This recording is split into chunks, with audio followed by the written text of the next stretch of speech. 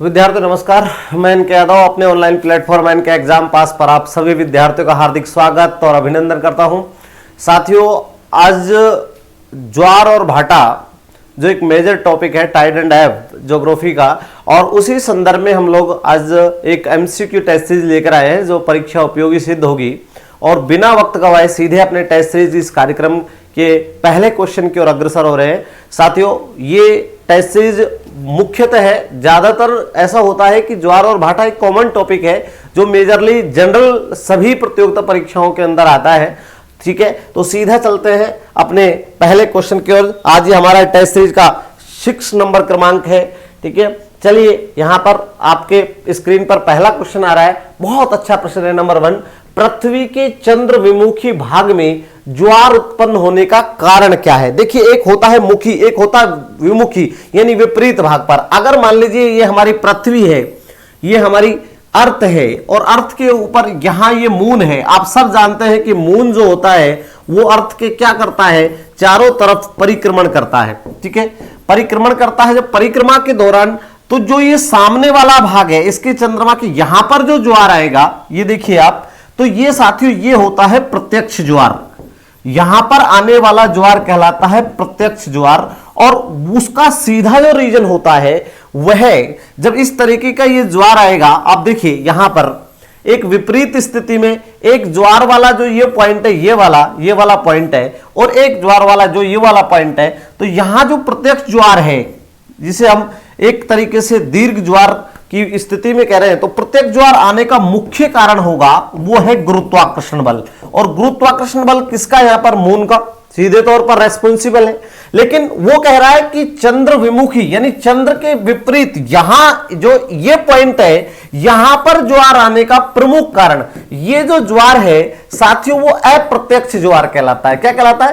अप्रत्यक्ष ज्वार। और अप्रत्यक्ष ज्वार, जब आप ये भी जानते हैं कि हमारी पृथ्वी भी वेस्ट टू ईस्ट क्या करती है, anti clockwise not as clockwise घूर्णन करती है। और उस घूर्णन के दौरान पृथ्वी की विषुवत रेखीय क्षेत्र पर सबसे ज्यादा अपकेंद्रीय बल लगेगा। तो यहां जो अप्रत्यक्ष ज्वार आने का कारण है वो क्या है? वो है पृथ्वी का अप्रत्यक्ष ज्वार आने का क्या है? पृथ्वी का अपकेंद्रीय बल।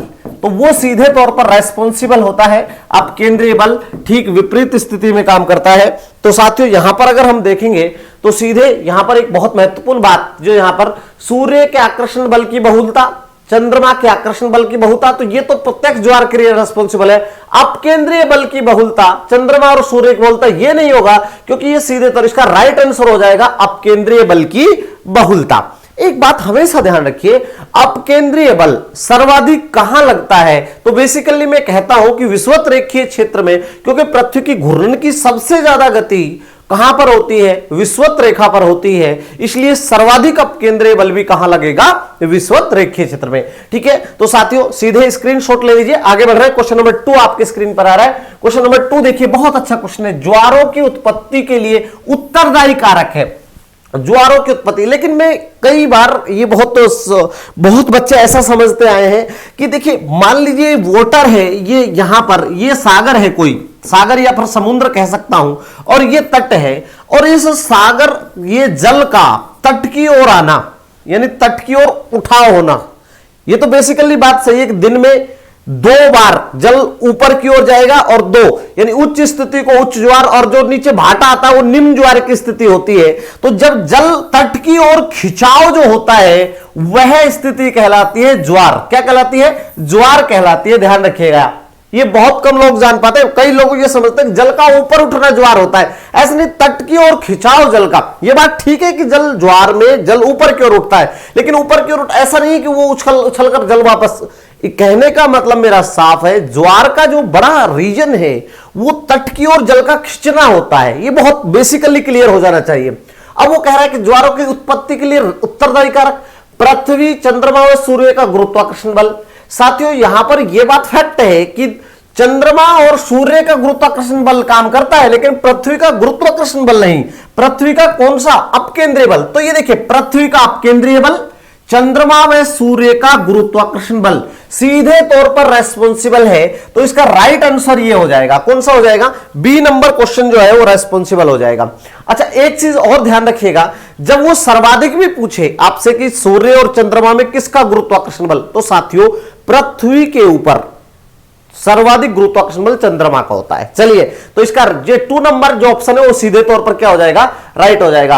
अब केंद्रीय बल सूर्य का ये चलता है, ये हो ही नहीं सकता, इंपॉसिबल है, और यहां पर चंद्रमा का आप केंद्रीय बल ये भी नहीं हो सकता, तो इसका राइट आंसर 2 नंबर हो जाएगा। क्वेश्चन नंबर 3 आपकी स्क्रीन पर आ रहा है, देखिए भारत में ज्वारीय विद्युत संयंत्र कहां स्थापित किया गया है। साथियों आज मैं आपको ये पहले बताता हूं कि वास्तव में ज्वारीय विद्युत होती क्या है। एक्चुअल में क्या होता है कि यदि मान लीजिए ये कोई तट है, पहले तो इसका उत्तर बता देता हूं मैं सीधे तौर पर, कच्छ की खाड़ी, खंबात की खाड़ी, इसमें कोई दो राय नहीं है कि भारत में सबसे ऊंचे ज्वार, सर्वाधिक ऊंचे ज्वार यहीं पर आते हैं, सर्वाधिक ऊंचे ज्वार अरब सागर में और खंबात की खाड़ी में आते हैं। लेकिन दुर्गा दुवानी पश्चिम बंगाल के अंदर, ये देखिए दुर्गा दुवानी एक जगह है पश्चिम बंगाल में, ये वाली दुर्गा दुवानी पश्चिम बंगाल में, ये सर्वाधिक उच्च ज्वारीय परिक्षेत्र तो नहीं है, लेकिन यहां पर विद्युत संयंत्र स्थापित किया गया है। क्या होता है एक्चुअल में, जैसे मान लीजिए यहां पर ये तट है, ये तट है, और तट पर यहां पर इस तरीके से गेट लगा दिए जाते हैं। इस तरीके से जब ज्वार आता है तो पानी इधर की ओर आ जाता है और ये गेट खुल जाते हैं। जब पानी यहां पर रहता है तो ये गेट वापस क्लोज हो जाते हैं। फिर क्या होता है कि पानी वापस आता है, जब वापस आता है तो वहां पर टरबाइन घूमते हैं, और टरबाइन जब घूमते हैं तो यांत्रिक ऊर्जा सीधे तौर पर किसमें कन्वर्ट हो जाती है, विद्युत ऊर्जा में कन्वर्ट हो जाती है। तो ध्यान रखिए ये बहुत ही इंपॉर्टेंट प्रश्न है और अच्छा प्रश्न है, दुर्गा दुवानी पश्चिम बंगाल। चलिए नेक्स्ट, तो ज्वार और इसे टाइडल एनर्जी कहते हैं इंग्लिश में, ज्वारीय ऊर्जा, और ये आजकल एक नया, क्योंकि ये रिन्यूएबल रिसोर्सेज है और आप सब जानते हैं कि इस तरीके की जो चीजें होती है वो बहुत ही लॉन्ग टर्म की स्थिति भी रखती है। चलिए नेक्स्ट क्वेश्चन नंबर 4 आपके, क्या बात है, कितना अच्छा प्रश्न जो है वो यहां पर दिया हुआ है। इस प्रश्न में थोड़ा सा देखिए, निम्न ज्वारों में कौन एक जैविक कारकों से उत्पन्न होता है। कितना अच्छा प्रश्न है। जैविक का मतलब देखिए, दुनिया में मैं जैविक की जहां तक बात कर लेता हूं तो मैंने कई बार कहा है, एक होता है बायोटिक और एक होता है एबायोटिक। इट मींस जैविक और अजैविक। साथियों अगर हम 3 चीजों को छोड़ दें, पादप जगत, जीव जंतु जगत इसके अंदर, और मानव जगत, अगर यहां पर देखिए इसमें एक चीज और भी ध्यान रखिए, पशु भी आ गया, ये 3 चीजें जैविक है, बाकी सभी चीजें कैसी होती हैं, अजैविक होती है। आप में से कई विद्यार्थी समझते हैं जल, वायु, मृदा, ये सब क्या है, ये अजैविक है। अब क्या होता है, गुरुत्वाकर्षण बल कैसा है, वो तो अजैविक प्रोसेस है। अब केंद्रीय बल कैसा है, वो तो अजैविक है, वहां पर कोई जैविक का कोई इशू ही नहीं है। लेकिन बड़ा सवाल यह है एक्चुअल में कि इनके अंदर यहां पर एक बहुत अच्छा प्रश्न, ये सब एनसीईआरटी बेसिस क्वेश्चन है, महासागरीय ज्वारों में जैविक कारकों से उत्पन्न होता है। तो जैविक कारकों से जो उत्पन्न होता है वो कौन सा होता है, वो होता है लाल ज्वार। अब आप में से कुछ बच्चे समझ रहे होंगे रेड टाइड क्या होता है, ठीक है, रेड टाइड क्या होता है, लाल ज्वार। अब लाल ज्वार किससे उत्पन्न होता है, शैवाल से। किससे उत्पन्न होता है, शैवाल से। और ये टॉक्सिस का क्या करती है, स्राव करती है, ठीक है, स्राव, शैवाल। और जो मानव तथा जंतु के लिए क्या होती है, जंतु के लिए खतरनाक होती है, खतरनाक होती है।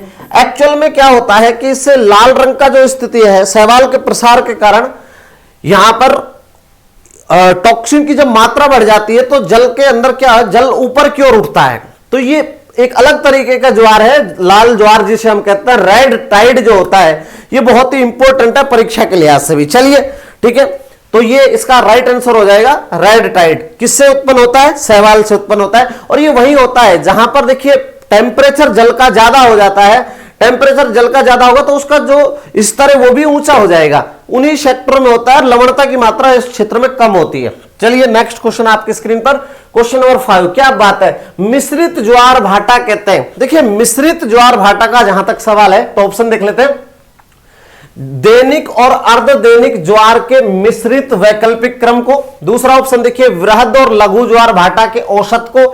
एक दिन में 2 ज्वार व 2 भाटा, उपरोक्त में से कोई नहीं। देखिए एक दिन में 2 ज्वार और 2 भाटा, ये तो एक जनरल प्रोसेस है, वृहद और लघु ज्वार के औसत को भी नहीं कहते। यहां उपरोक्त में से कोई नहीं, यह भी ऑप्शन गलत होगा। यहां होगा दैनिक और अर्धदैनिक। दैनिक का मतलब समझिए, यहां पर अगर ज्वार आया है तो ठीक 12 घंटे बाद यहां पर पीछे जो ज्वार आ रहा है, यह ज्वार कैसा कहलाता है? अर्धदैनिक कहलाता है। और यह क्या कहलाता है? दैनिक ज्वार कहलाता है।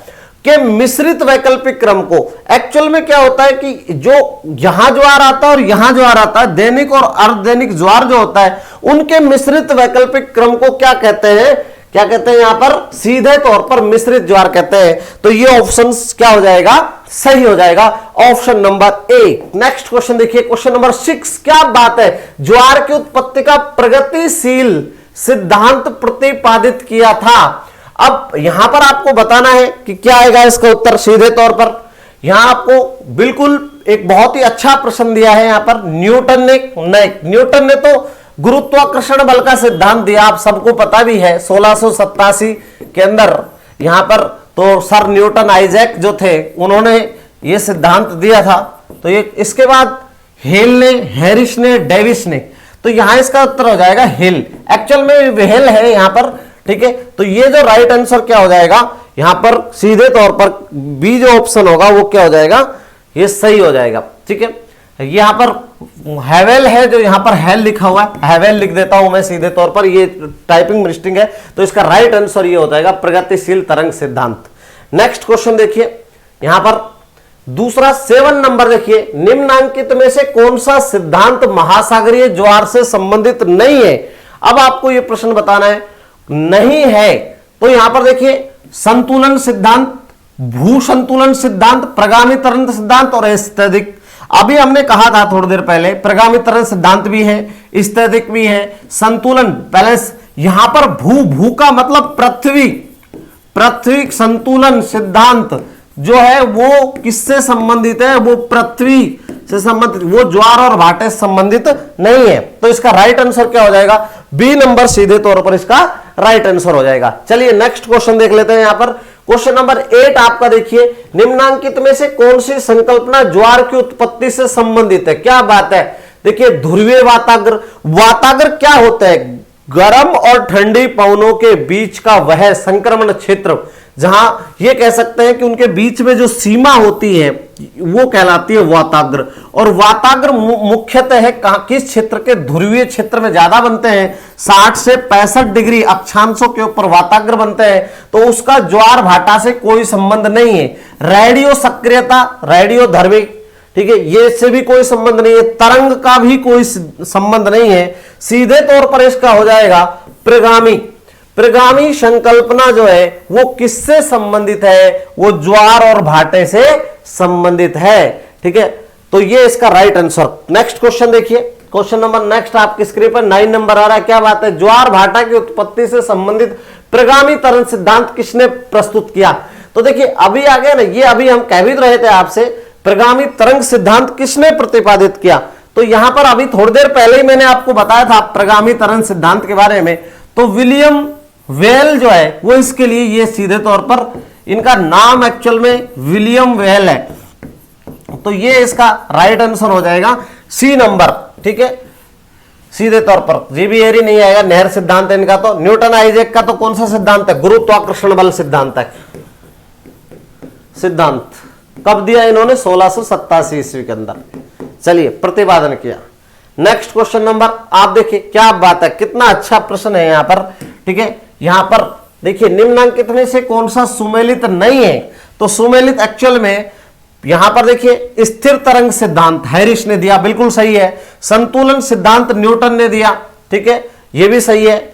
इसके बाद प्रगामी तरंग सिद्धांत मरे ने दिया, ये मरे ने नहीं दिया था, अभी हम कह रहे थे किसने दिया था? विलियम वेल ने दिया।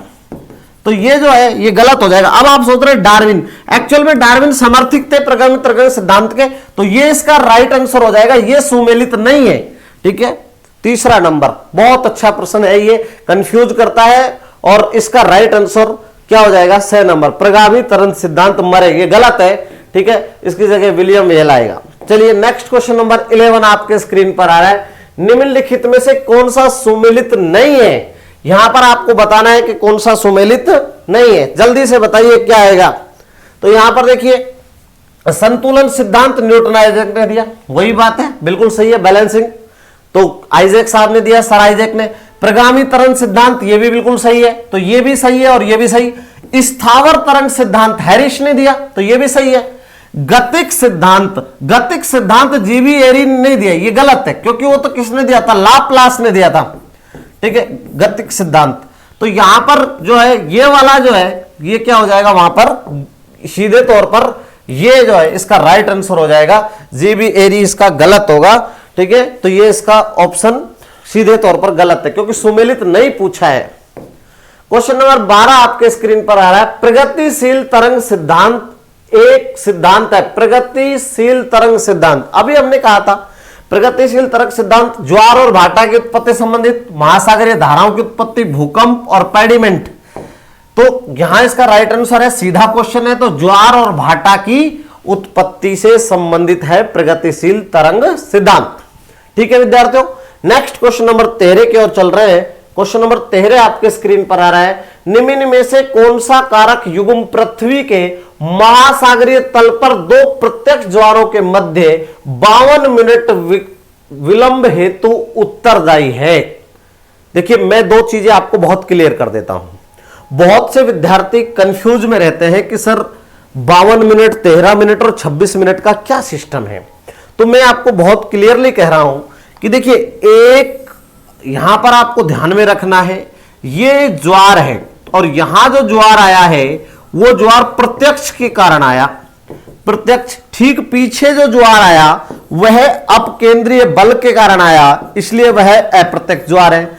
जब यहां दोनों जगह ज्वार की स्थिति है साथियों, तो यहां पर भाटा है, भाटा, तो ये जो दोनों स्थिति है ये उच्च ज्वार होगा, उच्च ज्वार, और यहां भी उच्च ज्वार की स्थिति होगी। ध्यान से देखिए, सभी विद्यार्थी इसको ध्यान से देखें, यहां जो स्थिति है वो निम्न ज्वार की है, निम्न ज्वार, क्योंकि ये देखिए यहां पर, और यहां जो स्थिति देख रहे हैं वो भी निम्न ज्वार की है। अब होता क्या है, दरअसल एक प्रत्यक्ष के बाद भाटा 13 मिनट, प्रत्यक्ष के बाद अप्रत्यक्ष 26 मिनट, प्रत्यक्ष के बाद में अप्रत्यक्ष के बाद भाटा 13 मिनट, फिर इसके बाद में प्रत्यक्ष यहां पर तो 13, यहां भी 13 कर देता हूं मैं, 13 और 13 26, इसके बाद में यहां पर 26। एक ज्वार के बाद दूसरा ज्वार 26 मिनट की देरी से आएगा, ध्यान रखिए। एक ज्वार के बाद भाटा 13 मिनट की देरी से आएगा। क्लियर हो जाना चाहिए, किसी प्रकार का कोई संशय होना ही नहीं चाहिए। मैं आगे चलकर इसको और क्लियर कर दूंगा, पर फिलहाल ये समझिए कि उसने ये पूछा है कि ये और एक प्रत्यक्ष ज्वार के बाद दूसरा प्रत्यक्ष ज्वार कितनी देर से, 52 मिनट, कहीं कोई किसी प्रकार का कंफ्यूजन नहीं है। अब वो कहता है कि what is the reason for this, इसके लिए क्या कारण जो है वो सीधे तौर पर रेस्पॉन्सिबल है। तो साथियों मैं यहां पर आपको क्लियर कर देता हूं। एक्चुअल में पृथ्वी अपना घूर्णन 23 घंटे 56 मिनट 4.09 सेकंड्स के अंदर कंप्लीट कर लेती है, और पृथ्वी घूर्णन करती है। जब पृथ्वी घूर्णन करती है तो पृथ्वी की परिक्रमा करता है चंद्रमा, और जब चंद्रमा परिक्रमा करता है तो पृथ्वी की और चंद्रमा की परिक्रमण, जैसे परिक्रमा करता है तो यहां पृथ्वी की तो घूर्णन गति 24 घंटे में पूरी हो जाती है, वो धीरे धीरे धीरे धीरे आगे की ओर बढ़ जाता है। इसलिए एक बात तो ध्यान रखिए कि पृथ्वी का तो घूर्णन और चंद्रमा का क्या, परिक्रमण, इनके कारण ही दो यही ऐसे कारक हैं जिनके कारण एक प्रत्यक्ष ज्वार के बाद अगला प्रत्यक्ष ज्वार 52 मिनट की देरी से आता है, एक ज्वार के बाद दूसरा ज्वार 26 मिनट की देरी से आता है, एक प्रत्यक्ष के बाद अप्रत्यक्ष 26 मिनट, एक प्रत्यक्ष के बाद अप्रत्यक्ष 26 मिनट, और अप्रत्यक्ष के बाद प्रत्यक्ष 26 मिनट, अप्रत्यक्ष के बाद में अप्रत्यक्ष 52 मिनट की देरी से आता है। ठीक है, तो ये दो यानी 1 नंबर और 4 नंबर जो कारक है वो सीधे तौर पर क्या होते हैं, रेस्पॉन्सिबल होते हैं। तो क्या मैं इसको एक और भी, आप कई विद्यार्थी इसमें कंफ्यूज रहते हैं, तो मैं और एक आपको कई बार ये चीज मैं कह देता हूं, यहां पर मैं और क्लियर कर देता हूं। एक्चुअल में क्या होता है, ये हमारी अर्थ है, अर्थ, और इस अर्थ के यहां पर ये परिक्रमण मार्ग है किसका, मून का। अब देखिए मून के कारण यहां पर ए नंबर पर ज्वार आया है, और ये ज्वार कैसा है, प्रत्यक्ष ज्वार है। ध्यान रखिए, प्रत्यक्ष ज्वार जब आया, मैं और प्रत्यक्ष ज्वार आया है तो ये मान के चलिए ये प्रत्यक्ष ज्वार है, इसके ठीक पीछे यहां पर जो ज्वार आ रहा है वो कैसा है, अप्रत्यक्ष। अब चूंकि पृथ्वी का ये जो पॉइंट है वो 12 घंटे बाद यहां होगा, ध्यान रखिए, और 12 घंटे बाद ये पॉइंट यहां पर होगा। ये पॉइंट ए पॉइंट यहां पर जब आएगा, मान लीजिए यहां 6 एम्पर ज्वार आया, तो पीछे भी सीधे तौर पर जो कितने पर आएगा, 6 एम्पर। क्लियर है, वो अपकेंद्रीय बल के कारण है वो यहां पर। यहां भाटा जो आएगा, यहां पर भाटा जो स्थिति आप देख रहे हैं, भाटे की स्थिति है, तो यहां पर, और ये जो है निम्न ज्वार, उसी को तो कह रहे हैं हम यहां पर। यहां निम्न ज्वार की स्थिति है, निम्न ज्वार, ये भाटा। आपको तो एक ही चीज याद रख लेनी है सीधे तौर पर, मैं तो यही कहना चाह रहा हूं आप लोगों से, कुछ नहीं करना है साथियों। यहां पर आप तो एक ही चीज याद रखो, ये ज्वार के बाद भाटा कितनी मिनट की देरी, 13 और 13, यानी इस प्रत्यक्ष ज्वार के बाद अप्रत्यक्ष ज्वार कितनी मिनट की देरी से आएगा, 26 मिनट की देरी। क्लियर है, 26 मिनट की। अब जब वो स्थान यहां पर आया है तो ये स्थान यहां पर पहुंच गया, जब ये यहां पहुंचा तो मून यहां पर पहुंच गया। अब मून को यहां से यहां तक पहुंचने में, इस पॉइंट से यहां तक पहुंचने में कितना मिनट लग जाएगा, 52 मिनट लग जाएगा। यानी अब जो मान लीजिए आज तारीख है 1 फरवरी 2023, सुबह 6 बजे यह ज्वार आया था। जब यहां ये कब पहुंचेगा, 2 फरवरी को 6 बजे, जब ये ए यहां घूमकर वापस पृथ्वी इसी पॉइंट पर आई, तो मून कहां चला गया, मून तो यहां चला गया। अब जब तक मून उसके सामने उस बिंदु के नहीं होगा तब तक कैसे ज्वार आएगा। इसका मतलब इस पॉइंट को यहां तक मून के सामने जाने में 2 फरवरी को कितनी मिनट लगेगी, 2 फरवरी 2023 को वो 6:52 पर एएम पर, सुबह की बात कर रहा हूं मैं, उसके सामने जाएगा। तो एक प्रत्यक्ष के बाद, अब एक प्रत्यक्ष के बाद ये देख लीजिए, मैं समझा देता हूं। प्रत्यक्ष के बाद प्रत्यक्ष कितनी मिनट की देरी से, 52 मिनट। एक ज्वार के बाद ज्वार 26 मिनट, ध्यान रखिए, नोट कर लीजिए। अप्रत्यक्ष के बाद प्रत्यक्ष कितने मिनट, 26 मिनट। यहां पर देखिए, ज्वार के बाद भाटा कितने मिनट, 13 मिनट, और भाटे के बाद ज्वार कितने मिनट, 13 मिनट। ये लीजिए, आप बताइए कहां दिक्कत है, किसी प्रकार का कोई इश्यू नहीं है। चलिए ठीक है, तो आपको क्लियर हो गया होगा। यहां पर सीधे तौर पर ये 2 कारक क्या हो जाएंगे, रेस्पॉन्सिबल हो जाएंगे। नेक्स्ट क्वेश्चन की ओर बढ़ रहे हैं, आप चाहें तो स्क्रीनशॉट ले सकते हैं। देखिए 14 नंबर क्वेश्चन, वृद्ध ज्वार का तात्पर्य क्या है। वृद्ध ज्वार का तात्पर्य, वृद्ध ज्वार का तात्पर्य का मतलब समझिए, जब भी पानी, मान लीजिए ये आपका तट है, यहां पर ध्यान से देखिए, जब पानी इधर की ओर उच्च ज्वार की स्थिति की ओर बढ़ेगा, तो पानी जब ऊपर की ओर बढ़ रहा है तो ये तल जो है, पीछे वाला तल नीचे की ओर, तो ये जो बढ़ रहा है वो, तो ये वाला पॉइंट क्या है, उच्च, और ये जो बिंदु होगा वो क्या होगा, निम्नतर ज्वार वाला भाग होगा, ये उच्च ज्वार वाला भाग होगा। तो वृहद ज्वार की स्थिति में क्या होता है, उच्चतर उच्च ज्वार होता है, एक तो ये ध्यान रखिए, और निम्नतर निम्न ज्वार होता है। ठीक है, क्योंकि जो ऊंचा जितना जाएगा उतना ही निम्नतर ज्वार की स्थिति भी देखने को मिलेगी। ये बहुत इंपॉर्टेंट बात है। और इन दोनों, देखिए उच्च ज्वार और निम्न ज्वार के बीच मैं बहुत क्लियर कर रहा हूं, यहां पर देखिए, यहां पर ये जो पार्ट है, यहां पर ये उच्च ज्वार, उच्च ज्वार, और ये निम्न ज्वार। निम्न ज्वार का मतलब यहां पर तात्पर्य भाटे से, इन दोनों के बीच का जो ये अंतर है, ध्यान से देखिए, यहां जो अंतर आपको दिखाई दे रहा है, यह अंतर कहलाता है ज्वारीय परिसर। क्या कहलाता है, ज्वारीय परिसर कहलाता है। तो ये इसका क्या हो जाएगा, राइट आंसर हो जाएगा 2 नंबर ऑप्शन में। चलिए नेक्स्ट क्वेश्चन नंबर, आप स्क्रीनशॉट ले लीजिए, आगे बढ़ रहे हैं। क्वेश्चन नंबर 15, क्या बात है, कितना अच्छा प्रश्न है। लघु ज्वार के समय पृथ्वी की स्थिति होती है। देखिए ये हमारी अर्थ है, यहां पर इसके चक्कर लगा रहा है, कौन लगा रहा है, यहां पर मून लगा रहा है, यहां पर मून है, और हमारी पृथ्वी भी स्वयं चक्कर लगा रही है। किसके चक्कर लगा रही है, तो वह सन के चक्कर लगा रही है। अब क्या होता है, जब ये तीनों एक ही सीध में होते हैं, ध्यान रखिए, वह तो स्थिति क्या होती है, वह तो कहलाती है सिज की, जिसे आप युति और वियुति कहते हैं। अब देखिए ये हमारी अर्थ के ऊपर चंद्रमा उधर खींच रहा है और सूर्य का एक दूसरे के यहां पर समकोणिक स्थिति में क्या लग रहा है, बल लग रहा है। और इस स्थिति में आप जानते हैं, चाहे शुक्ल पक्ष की सप्तमी या अष्टमी, या फिर कृष्ण पक्ष की सप्तमी या फिर अष्टमी को जो स्थिति होती है वह होती है समकोणिक। और जो समकोणिक होती है तो समकोणिक में क्या आता है, लघु ज्वार आता है। क्या आता है, लघु ज्वार आते हैं। ध्यान से देखिए, तो लघु ज्वार किस स्थिति में आएंगे, समकोणिक में। तो इसका राइट आंसर क्या हो जाएगा, समकोणिक। एक चीज और मैं क्लियर करना चाहता हूं आप लोगों से कि यदि मान लीजिए यहां पर देखिए, यहां पर सन यानी सूर्य, पृथ्वी और चंद्रमा, SEM, देखिए एक सूत्र तो बनता है SEM, एक बनता है SME, सूर्य ग्रहण और चंद्र ग्रहण यानी पूर्णिमा और अमावस्या।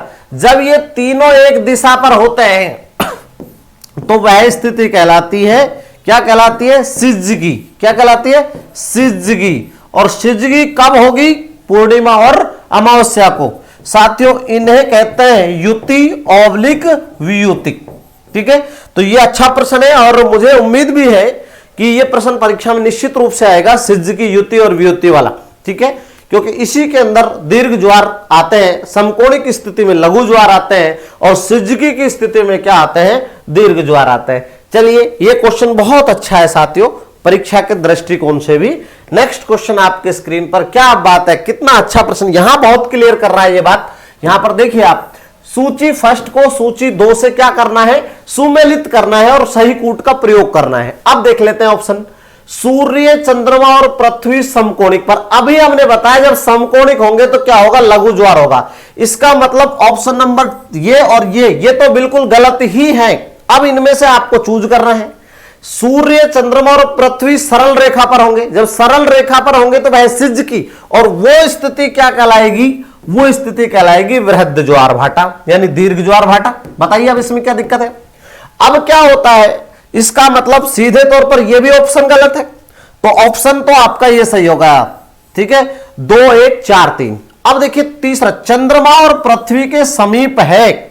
चंद्रमा जब पृथ्वी के समीप होता है तो वह स्थिति कहलाती है उपभू, और उपभू की जो स्थिति होती है वह भूमि नीच ज्वार को, अपभू की स्थिति जो होती है वो भूमि उच्च ज्वार को प्रकट करती है। ठीक है, तो यहां पर, और चंद्रमा और पृथ्वी में सबसे अधिक दूरी वह कहलाती है अपभू, और अपभू का मतलब भूमि उच्च ज्वार होता है। लेकिन उसने आपको कंफ्यूज करने के लिए क्या दे दिया, ऑप्शन नहीं दिया। बहुत ही अच्छा स्टैंडर्ड का क्वेश्चन है साथियों। तो यहां पर ऑप्शन क्या हो जाएगा, 2, 1, 4, 3 सीधे तौर पर राइट हो जाएगा। चले बढ़े आगे, नेक्स्ट क्वेश्चन आपके स्क्रीन पर, क्या बात है, क्वेश्चन नंबर 17 आ रहा है। लघुत्तम ज्वार आता है जब लघु ज्वार की स्थिति है, और जब लघु ज्वार की स्थिति है तो अभी हम कह रहे थे आपसे सन, यहां पर अर्थ और यहां पर मून, और मून चूंकि पृथ्वी के इस क्षेत्र में राउंड करता है और पृथ्वी इस क्षेत्र में राउंड करती है, तो अब यहां पर क्या होता है, यह स्थिति बनती है और यह स्थिति बनती है, तो यह स्थिति भी बन सकती है। यहां पर देखिए, और इसी परिक्षेत्र में यह स्थिति बनती है, यहां भी मून की स्थिति होती है, यहां भी, लेकिन यह तो सिज्जगी की अवस्था है। लेकिन इस स्थिति को गौर से देखिए, यहां पर जो आप देख रहे हैं यह वाली स्थिति देखिएगा, यहां पर मून, यहां पर अर्थ, यहां पर वापस मून और सन यहां पर है। इसका मतलब यहां पर चतुष्कोणक स्थिति बन रही है। चतुष्कोणक 90 90 90 90, ठीक है। तो यहां पर देखिए चंद्रमा और सूर्य एक सीध में होते हैं, नहीं भैया, यहां तो क्या आएंगे, दीर्घ ज्वार आएंगे, उच्च ज्वार आएंगे, क्योंकि यह अवस्था किसकी है, सिज्जकी की अवस्था है। वहां पर देखिए पृथ्वी के संदर्भ में सूर्य चंद्रमा चतुष्कोणक होता है, दैट इज राइट। सीधे तौर पर क्या है, ये सही है। ये देखिए बी नंबर ऑप्शन सीधा सही है, ठीक है। यहां पर पृथ्वी के संदर्भ में सूर्य और चंद्रमा न्यून कोण बनाते हैं, नहीं न्यून कोण नहीं हो सकता, उपरोक्त में से कोई नहीं। न्यून कोण तो 90 डिग्री से कम कोण को क्या कहते हैं अपन, न्यून कोण कहते हैं, ठीक है। तो इसका राइट आंसर क्या हो जाएगा, पृथ्वी के संदर्भ में सूर्य चंद्रमा चतुष्कोणक होते हैं। कंफ्यूज करता है, अच्छा प्रश्न है, और ऐसे ही प्रश्न मैं आप लोगों के लिए लेकर आया हूं, और आप निश्चित रूप से अपनी परीक्षा में सफल होंगे, ऐसी मैं उम्मीद भी करता हूं। और आपके लिए लगातार मैं इसी प्रकार का टेस्ट सीरीज जो कार्यक्रम है वो बहुत अच्छे से, साथियों अभी हम स्कूल लेक्चरर का बैच चलाने जा रहे हैं, बहुत अच्छा हमारा ज्योग्राफी का। जो भी शिक्षक बंधु स्कूलों में लगे हुए हैं वो इस बैच को जरूर ज्वाइन करें टीचर भर्ती के अंदर। तो देखिए जब आप, क्योंकि बहुत जल्दी ही भर्ती आने वाली है, तो मैं जल्दी ही अब स्कूल लेक्चरर जो ज्योग्राफी का बैच प्रारंभ करने जा रहा हूं, ऑनलाइन और ऑफलाइन दोनों ही मोड हमारे यहां पर होंगे, ठीक है। तो उसकी जल्दी आपको कार्यक्रम और रूपरेखा बता दी जाएगी। लेकिन यहां पर देखिए बहुत अच्छा प्रश्न जो आपकी स्क्रीन पर हम लेकर आए थे। नेक्स्ट क्वेश्चन नंबर देखिए 18 आपके स्क्रीन पर आ रहा है, क्या बात है। फिर ये इस प्रकार का प्रश्न अभी बताया, युति और व्युति बिंदु सिज की पद संदर्भित होता है जब। तो यहां पर अभी हम क्लियर कर चुके हैं कि पृथ्वी अपसोर तथा चंद्रमा में उब्बू होता है, नहीं, पृथ्वी अपसोर और चंद्रमा में उब्बू होता है। चंद्रमा तथा सूर्य पृथ्वी के संदर्भ में समकोण होते हैं, नहीं ये भी नहीं होगा, क्योंकि ये तो समकोण की स्थिति, चंद्रमा सूर्य पृथ्वी एक सीध पर होते हैं। तो सीधे तौर पर डी जो हो जाएगा वो क्या हो जाएगा, यहां पर राइट हो जाएगा। बहुत अच्छा प्रश्न है, यहां पर किसी प्रकार का कोई किंतु और परंतु नहीं है। यहां पर जो आप ऑप्शन देख रहे हैं ये वाला ऑप्शन डी, एक सीध में जब होंगे या तो SEM की स्थिति होगी या फिर SME की स्थिति होगी। ये दो सूत्र याद रखिए युति और व्युति के लिए, ठीक है। बहुत अच्छा प्रश्न है ये, अमावस्या और पूर्णिमा, ठीक है। तो ये यहां पर देखिए, यहां पर अमावस्या सूर्य ग्रहण, यहां पर चंद्र ग्रहण, ठीक है। तो क्लियर जो है वो यहां पर हो जाएगा SEM। तो यहां पर क्या हो जाएगी, अमावस्या सूर्य ग्रहण, और इसी दिन अमावस्या, और यहां पर क्या पूर्णिमा चंद्र ग्रहण। यहां पर आपको ध्यान में रखना है साथियों, इन दोनों स्थितियों में कैसे ज्वार आ जाएंगे, दीर्घ ज्वार आते हैं, इन्हें हम क्या कहते हैं, उच्च ज्वार कहते हैं, ठीक है, उच्च ज्वार। चलिए नेक्स्ट क्वेश्चन आपके स्क्रीन पर आ रहा है, क्वेश्चन नंबर 19 देखिए, किसी स्थान पर प्रत्यक्ष ज्वार के प्रतिदिन 52 मिनट का विलंब का कारण है। अभी हमने थोड़ी देर पहले ही बात की थी, इसकी बहुत लंबी चर्चा मैं आपसे कर चुका हूं, तो ज्यादा वक्त नहीं लेंगे, सीधे तौर पर आपको बता देंगे प्रत्यक्ष ज्वार के प्रतिदिन 52 मिनट का विलंब का कारण क्या है। चंद्रमा का परिक्रमण, पृथ्वी का परिभ्रमण, पृथ्वी का परिक्रमण, पृथ्वी का अक्ष पर झुकाव। साथियों सीधे तौर पर चंद्रमा का परिक्रमण है, ठीक है। हालांकि पृथ्वी का परिभ्रमण जो है, घूर्णन, वो भी थोड़ा सा इसके लिए, लेकिन उसने कहा है कि सबसे ज्यादा जो कारक होगा वो क्या होगा, सीधे तौर पर क्या हो जाएगा, चंद्रमा का परिक्रमण। परिक्रमण का मतलब परिक्रमा से होता है, क्योंकि वो परिक्रमा करता है, ठीक है, 27.5 दिन के अंदर। नेक्स्ट क्वेश्चन नंबर देखिए 20 नंबर आपके स्क्रीन पर, एक स्थान पर आने वाला अगले ज्वार से कितना विलंब होता है वह है। देखिए एक स्थान पर आने वाला अगले ज्वार में जितना विलंब होता है वह है। तो देखिए अगर हम इस तरीके से देखें तो ये मान लीजिए मून है, यहां पर ज्वार आया ए स्थान पर, तो बी स्थान पर भी क्या आएगा, ज्वार आएगा। लेकिन ध्यान रखिए ये जो है अपकेंद्रीय बल के कारण आ रहा है और वो गुरुत्वाकर्षण बल के कारण आ रहा है। और मैं यहां पर जब ज्वार दोनों जगह आया है तो यहां पर क्या भाटा की स्थिति होगी। अब एक ज्वार के बाद भाटा 13 मिनट, और भाटा के बाद ज्वार 13 मिनट, और प्रत्यक्ष के बाद में अप्रत्यक्ष 26 मिनट। तो एक ज्वार के बाद दूसरा ज्वार कितनी मिनट की देरी से आएगा, यहां पर राइट आंसर हो जाएगा 26 मिनट, क्योंकि प्रत्यक्ष और अप्रत्यक्ष का सवाल नहीं है, उसने सीधे तौर पर कहा है कि एक ज्वार के बाद भाटा, ठीक है। तो इसका राइट आंसर हो जाएगा। नेक्स्ट क्वेश्चन नंबर देखिए 21 आपके स्क्रीन पर, निम्नलिखित में से कौन सी एक खाड़ी में विश्व का सबसे ऊंचा ज्वार आता है। देखिए साथियों अगर इस प्रकार का क्वेश्चन हो कि सबसे ऊंचा ज्वार कहां आता है, तो उसका उत्तर तो हो जाएगा फंडे की खाड़ी, फंडे की खाड़ी। लेकिन एक चीज और भी मैं ध्यान से आपको कहना चाहता हूं, दिन में 4 बार ज्वार भाटा कहां आता है? तो यहां पर एक जगह है साउथम्पटन, साउथम्पटन, ठीक है। इंग्लिश चैनल के कारण, और कहां पर है? तो यहां पर ध्यान रखिए उत्तरी सागर, और उत्तरी सागर कहां है? अटलांटिक में। ये अच्छा प्रश्न है आपको यहां पर, ठीक है। लेकिन यहां चूंकि जो प्रश्न दिया है उसका उत्तर तो सीधे तौर पर क्या है? फंडे की खाड़ी। ये राइट आंसर हो जाएगा यहां पर, फंडे की खाड़ी। और फंडे की खाड़ी किस महासागर में है? तो यहां पर देखिए अटलांटिक महासागर में है, ठीक है। फंडे की खाड़ी में लगभग यहां मैं ये कह सकता हूं 18 मीटर ऊंचे क्या आते हैं? ज्वार आते हैं, ठीक है। तो ये इसका राइट आंसर है। नेक्स्ट क्वेश्चन देखिए, क्वेश्चन नंबर 22। यहां पर यदि पृथ्वी के घूर्णन गति दोगुनी हो जाए तो किसी स्थान पर अगला अप्रत्यक्ष ज्वार आने में जितना विलंब होगा वह है। अब इस प्रकार का जब प्रश्न आ जाता है तो वहां किसी प्रकार का कोई गुंजाइश नहीं रह जाती है। वो कह रहा है कि यदि पृथ्वी घूर्णन गति दोगुनी कर दी जाए तो किसी स्थान पर अगला अप्रत्यक्ष ज्वार, यहां पर पृथ्वी की घूर्णन गति को जब वो बढ़ा रहा है तो देखिए पृथ्वी पर वो स्थान बहुत जल्दी आ जाएगा। यानी अगर आप देखेंगे यहां पर एक अप्रत्यक्ष ज्वार आया, अप्रत्यक्ष ज्वार, और जब अप्रत्यक्ष ज्वार आया तो अगला अप्रत्यक्ष ज्वार कितनी मिनट की देरी से आ रहा था? 52 मिनट। और जब पृथ्वी की घूर्णन गति को डबल कर देंगे तो वो 52 की जगह कितनी मिनट रह जाएगी? 26 मिनट रह जाएगी। तो इसका राइट आंसर क्या हो जाएगा? 26 मिनट। अप्रत्यक्ष के बाद अप्रत्यक्ष 52 मिनट में आता है, लेकिन जब पृथ्वी की घूर्णन गति को डबल कर दिया तो समय आधा रह जाएगा ना। 52 का आधा कितना होता है? 26 मिनट। सीधे तौर पर सही है।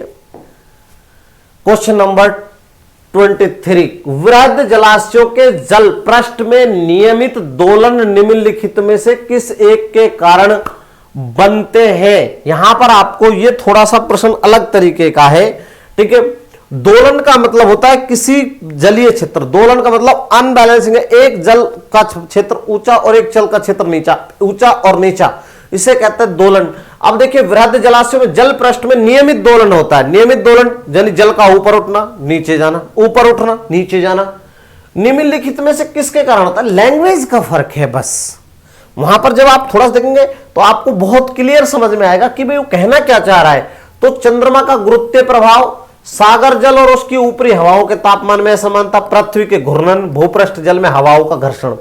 हवाओं के घर्षण के कारण तो धाराएं जो है वायु के कारण धाराएं चलती हैं, उसमें क्या दोलन की स्थिति नहीं होती। वहां तो क्या जल बिल्कुल एक फ्लो ड्रिफ्टिंग करता है, एक फ्लो प्रवाहित होता है। लेकिन जब चंद्रमा का गुरुत्वाकर्षण बल होता है ना साथियों, तो वह जल क्या होता है? सीधे तौर पर ऊंचा, क्योंकि दिन में 2 बार क्या आते हैं?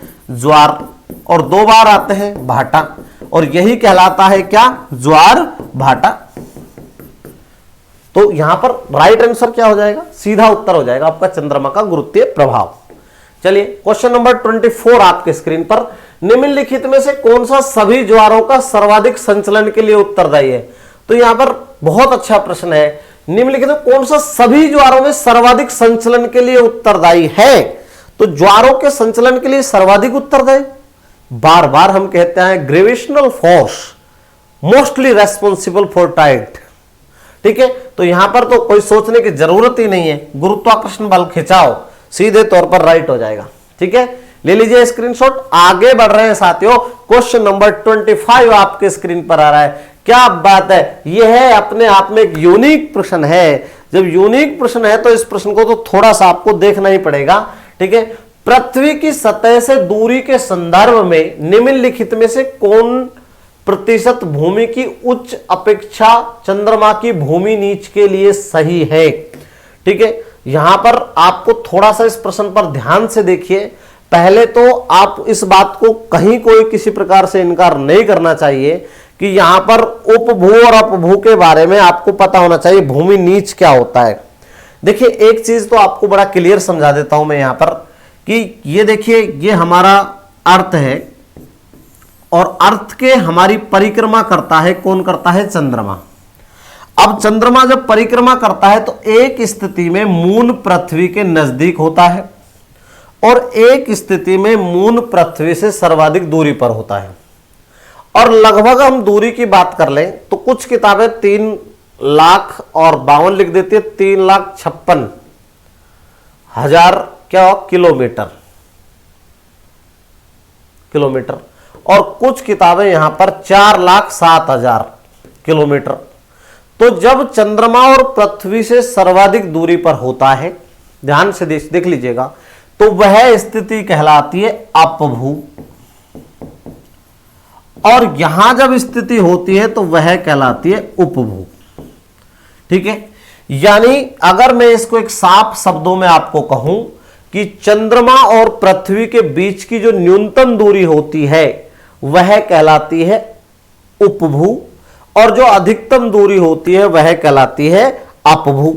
ठीक है, अब आपको बताना है, वो कह रहा है कि पृथ्वी की सतह से दूरी के संदर्भ में निम्नलिखित में से कौन सा, ये बहुत क्लियर हो जाना चाहिए, कौन सा प्रतिशत भूमि की उच्च अपेक्षा चंद्रमा की भूमि नीच के लिए सही है। तो भूमि नीच के लिए, भूमि नीच और उच्च में आपको थोड़ा सा अंतर समझना है। यह स्थिति जो उपभू की है, यह भूमि नीच की स्थिति है, और यह जो स्थिति जो दूरी है वो कैसी है, भूमि उच्च की स्थिति है। यहां उल्टा है, ठीक है, भूमि उच्च ज्वार और यहां पर भूमि नीच ज्वार हो जाएगा। अब क्या होता है, जब इस स्थिति में 12%, ध्यान रखिए 12% इसका राइट आंसर है, पहले तो ये समझ लीजिए। दूसरी बात, जब इस प्रकार की स्थिति होती है तो लगभग 15 से 20% ऊंचे ज्वार आते हैं अपेक्षाकृत। तो भूमि नीच का मतलब होता है भूमि में जल का प्रसरण भूमि पर ज्यादा होना, खिंचाव, अग्रसर। और जब इस स्थिति में लगभग 15 से 20% उच्च क्या आएंगे, ज्वार आएंगे। तो इस स्थिति को भूमि नीच ज्वार कहते हैं। और जब इस प्रकार से ज्वार, यहां पर जब दूरी होगी तो गुरुत्वाकर्षण बल कम लगेगा, तो वहां पर भूमि उच्च ज्वार कहलाएगा। ठीक है, भूमि उच्च ज्वार उल्टा है, ध्यान रखिए। आपको ऐसा लगेगा सर जब दूरी है तो फिर वो तो निम्न ज्वार की स्थिति होगी, भूमि नीच होना चाहिए, ऐसा नहीं है। यहां थोड़ा सा आपको समझकर स्क्रीनशॉट ले लीजिए, समझिए स्थिति को। अपभू क्या होता है, उपभू क्या होता है, ये ठीक वैसे ही है जैसे अपसोर और उपसोर होता है। ठीक है, एक बात यहां पर बड़ा क्लियर हो जानी चाहिए, बहुत ही स्पष्ट रूप से, ये इसका राइट आंसर हो जाएगा। ठीक है, तो यहां पर 12% सीधे तौर पर क्या है, राइट आंसर है। चलिए नेक्स्ट क्वेश्चन देख लेते हैं। क्वेश्चन नंबर 26 देखिए आपके स्क्रीन पर, यदि पृथ्वी की परिभ्रमण गति दोगुनी हो जाए तो अगला प्रत्यक्ष ज्वार आने में जितना विलंब होगा वह है। अब देखिए यहां पर आपको थोड़ा सा समझना होगा इस प्रश्न को। यहां पर वो ये कह रहा है कि ये मान लीजिए हमारी अर्थ है और यहां मून है, ये स्थान यहां पे क्योंकि वो 24 घंटे में लगाता है, तो यहां पर तेहरे ये भाटा वाली स्थिति देख लेते हैं, और भाटा ये भी स्थिति, तेहरे और तेहरे, इस हिसाब से कितनी मिनट की देरी होनी चाहिए, 52 मिनट की देरी होनी चाहिए।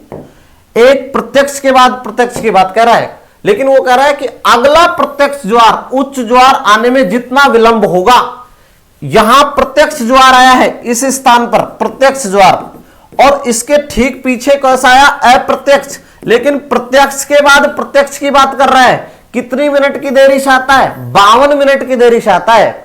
लेकिन यदि पृथ्वी की जब घूर्णन गति डबल कर दी जाएगी तो समय आधा। एक ही ध्यान रखो, पृथ्वी की घूर्णन गति 2 गुनी, तो समय क्या हो जाएगा, समय आधा हो जाएगा। बहुत क्लियर है, ये फंडा अपना लो, फैक्ट है। तो इसका राइट आंसर आप लोगों को पता होना चाहिए। राइट आंसर क्या हो जाएगा इसका, 26 मिनट इसका राइट आंसर हो जाएगा। प्रत्यक्ष के बाद प्रत्यक्ष 52 मिनट होता है, जब उसको दुगनी कर देंगे तो फिर कितना हो जाएगा, 26। चलिए स्क्रीनशॉट ले लीजिए। नेक्स्ट क्वेश्चन नंबर यहां पर देखिए, यहां पर तो ये 27 नंबर, ज्वार भाटा की उत्पत्ति के संबंध में गतिक सिद्धांत किसने प्रतिपादित किया, तो लाप्लास ने। मैं कह ही चुका हूं, यहां पर देखिए बिल्कुल, यहां पर बिल्कुल प्रगामी तरंग सिद्धांत तो आप जानते ही हैं, तो ये इसका राइट आंसर हो जाएगा लाप्लास ने। क्वेश्चन नंबर 28 देखिए आपके स्क्रीन, यदि चंद्रमा की घूर्णन गति दोगुनी कर दी जाए तो किसी स्थान पर अगला ज्वार जितनी मिनट के विलंब से आएगा। अब इसने ना प्रत्यक्ष की बात की है ना अप्रत्यक्ष की बात की है, ये तो सीधा कह रहा है कि ज्वार के बाद ज्वार कितनी मिनट की देरी से आता था? 26 मिनट। मैंने आपको कहा भी था। एक प्रत्यक्ष के बाद प्रत्यक्ष कितनी मिनट की देरी से आएगा? 52 मिनट। सर बहुत क्लियर है, यहां कोई किसी प्रकार का 52 मिनट की देरी से। ज्वार के बाद सर भाटा कितनी देरी से आएगा? तो फिर 13 मिनट। यहां कोई किसी प्रकार का किंतु। और भाटे के बाद सर ज्वार कितने मिनट की देरी से आएगा? तो ये भी 13 मिनट। ये लीजिए, किसी प्रकार का कोई डाउट ही नहीं है। फिर भी अगर है तो आप कमेंट बॉक्स में अपना क्वेश्चन लिखिए, बहुत अच्छे से अपन दोबारा कोई डिस्कशन रह जाएगा तो मैं आपके, देखिए सभी प्रश्नों के उत्तर देने के लिए हम लोग रेस्पॉन्सिबल भी हैं, क्योंकि जब हम आपको इस तरीके के प्रश्न करा रहे हैं तो उसमें हमारी जिम्मेदारी बन जाती है, नैतिक दायित्व तो बन जाता है कि कहीं बच्चे के मन में कोई कंफ्यूज तो नहीं है, कंफ्यूज चीज तो नहीं चल रही है। अब वो कहता है कि चंद्रमा की घूर्णन गति, अरे घूर्णन का मतलब क्या होता है? परिभ्रमण। और लेकिन हमने तो कहा परिभ्रमण, इस चंद्रमा का परिभ्रमण, चंद्रमा का परिभ्रमण का ज्वार और भाटा पर कोई प्रभाव नहीं, ज्वार भाटा पर कोई प्रभाव नहीं। इसका मतलब एक ज्वार के बाद अगला ज्वार कितनी देरी कैसा आएगा? वही 26 मिनट जो आता है। हां, अगर वो कह देता चंद्रमा का परिक्रमण गति क्या कर दी जाए? परिक्रमण गति दोगुनी कर दी जाए, दोगुनी, तो फिर आपको क्या करना है? समय भी क्या कर देना है? 2 गुना कर देना है। क्या कर देना है? 2 गुना कर देना है। ठीक है, तो इसमें क्या होगा? 26 मिनट। मैं आपको थोड़ा सा इसके लिए क्लियर कर देता हूं। देखिए 3 पॉइंट है, 1 2 3 और 4। आप तो एक ही बात रखो, पृथ्वी की घूर्णन गति, घूर्णन गति आधी कर दी जाए, आधी, तो समय कैसा हो जाएगा? 2 गुना। ठीक है। दूसरी बात, पृथ्वी की घूर्णन गति क्या कर दी जाए? 2 गुनी, तो समय क्या हो जाएगा? समय आधा हो जाएगा। एक बात। ठीक है। अब चंद्रमा की घूर्णन गति, तो फिर कोई प्रभाव नहीं, प्रभाव नहीं।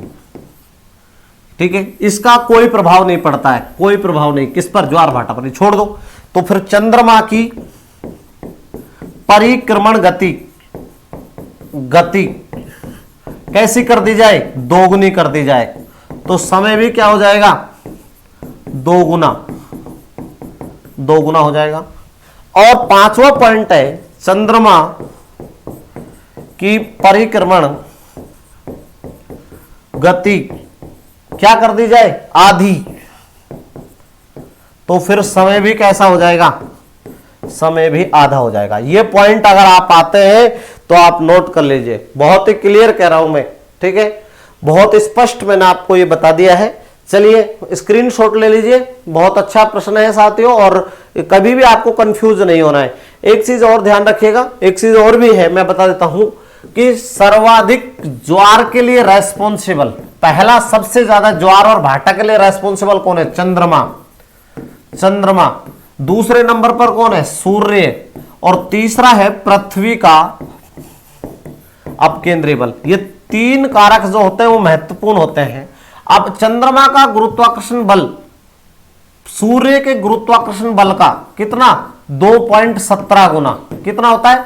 2.17, यानी 11:5। 11 किसका? मून का। 5 किसका? सन का। किसके ऊपर लगता है? ठीक है, किसके ऊपर लगता है ये? ठीक है, पृथ्वी पर लगता है। किसके ऊपर लगता है? पृथ्वी पर। हालांकि मैं आपके लिए बता देता हूं क्लियर कि दुनिया में प्रत्येक वस्तु का गुरुत्वाकर्षण बल होता है साथियों। और ऐसा ही नहीं है, आप देखिए छोटा बच्चा जो होता है ब्याह शादी में, जब वो कपड़े पहन लेता है तो वो देखता है अपने आप को, मैं कैसा लग रहा हूं, सीधे तौर पर। यह बात फैक्ट है कि सूर्य में गुरुत्वाकर्षण बल अधिक होता है, परंतु कारण क्या है? सूर्य हमसे लगभग 14.98 करोड़ किलोमीटर की दूरी पर है, और चंद्रमा हमसे, आप देख लीजिए कितनी दूरी पर है, तो चंद्रमा हमसे लगभग 4 लाख किलोमीटर की दूरी पर है। इसका मतलब चंद्रमा का गुरुत्वाकर्षण बल पृथ्वी पर क्या लगता है? ज्यादा लगता है। बहुत क्लियर हो जाना चाहिए। और वही सबसे ज्यादा रेस्पॉन्सिबल है किसके लिए? ज्वार और भाटे के लिए। तो यहां पर देखिए, ये आपका जो क्वेश्चन है 29 नंबर, यदि पृथ्वी व चंद्रमा की घूर्णन गति आधी रह जाए तो किसी स्थान पर अगली ज्वार जितने मिनट विलंब से आएगा। देखिए फिर वही प्रश्न, अब यहां पर देखिए चंद्रमा का घूर्णन तो इसका तो कोई प्रभाव ही नहीं है, पृथ्वी का घूर्णन गति को आधा कर दिया।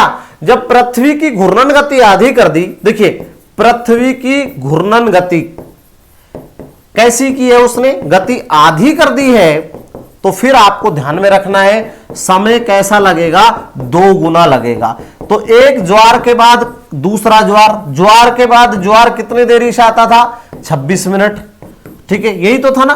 अब जब ये कर दिया तो समय 2 गुना कर दो, 26 की जगह कितने मिनट हो जाएगा, 52 मिनट। तो इसका उत्तर क्या हो जाएगा, 52 मिनट। समय बदलना पड़ेगा, इसका राइट आंसर हो जाएगा 52 मिनट, ठीक है, क्योंकि गति आधी कर दी पृथ्वी की। नेक्स्ट और अंतिम क्वेश्चन आज का, बहुत ही अच्छा प्रश्न। विश्व में ज्वार भाटे की सबसे अधिक ऊंचाई अंकित की गई है, वही में जो सीधे तौर पर जो है फंडी की खाड़ी, अटलांटिक महासागर। तो यहां पर देखिए फंडी की खाड़ी राइट आंसर हो जाएगा। भारत के संदर्भ में, ये तो इसका राइट आंसर है, भारत के संदर्भ में।